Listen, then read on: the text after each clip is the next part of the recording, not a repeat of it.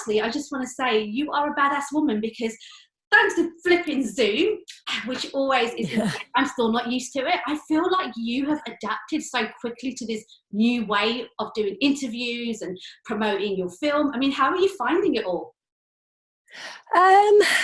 Look, it's not easy. It's not the original plan that we had for it, but I think in order to survive at the moment, you need to adapt and try and roll with it. We need to release our film, and that's why we came up with the drive-in concept, because I think we all felt that consumer confidence was going to be low, and we want people to see the film. So this seemed to be against all adversity, trying to come up with something new and fresh that people could enjoy the film, but in a safe way, considering COVID is still very rife.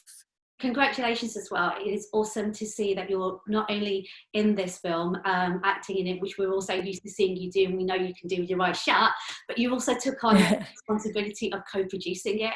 How was that? I mean, did you enjoy it, and was it something you've always wanted to be a part of? No, I've never thought about producing, but then to be honest, I never really thought about acting either.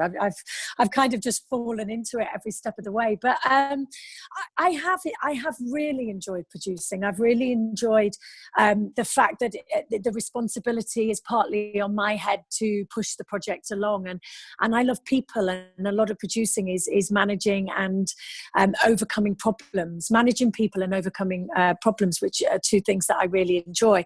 I mean, it's not been without its problems. Break's been 10 years in the making for writer-director Michael Elkin, and I've only been on it probably about 4 years. Wow.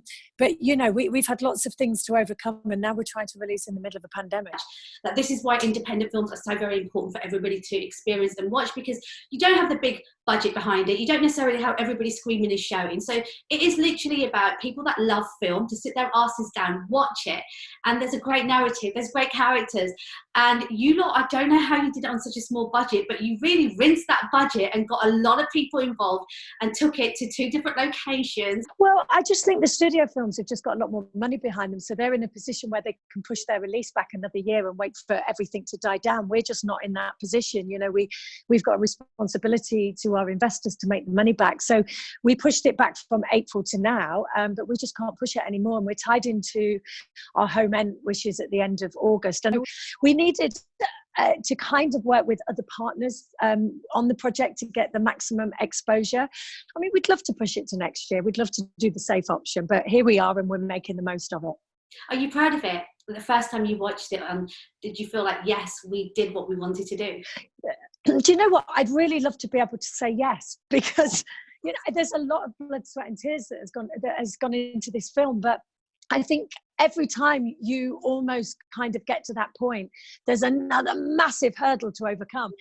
I'm kind of hoping on the night of the premiere that all of us, everybody involved can actually go, oh, we did it. Yeah. But then you can't, because you've got the release to worry about. And then once it's out there, you've still got the international sales to worry about. I'm not actually sure at what point you get to enjoy the fruits of your labour. I mean, Michael and I were very emotional on the first day of filming, so perhaps that's as close as we get to it. I'm immensely proud of where we are. Like you said before, what we've achieved on the budget we had. I think the production values are great, and I think everybody, the acting, the way it looks is stunning. Everyone in this life is born with at least one talent, a gift. Sadly, most of us will never realise our true potential.